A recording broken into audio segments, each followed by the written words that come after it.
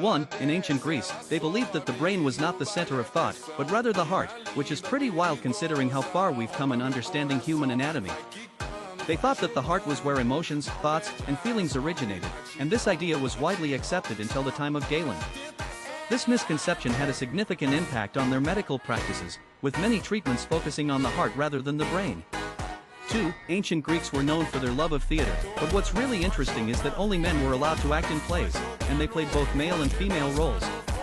They'd wear masks to represent different characters, which were often made of wood, clay, or even cloth, and these masks were so detailed that they could convey a range of emotions.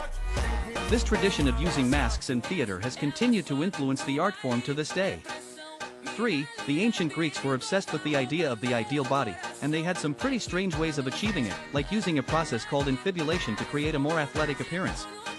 This involved passing a wire or thread through the foreskin to prevent erections, which was thought to improve athletic performance by reducing distractions.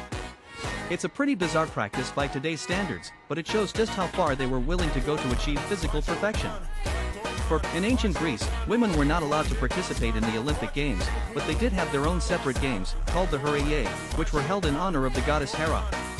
These games were a big deal, with women competing in events like running and chariot racing, and the winner would receive a crown of olive leaves and a portion of meat from the sacrificial animal.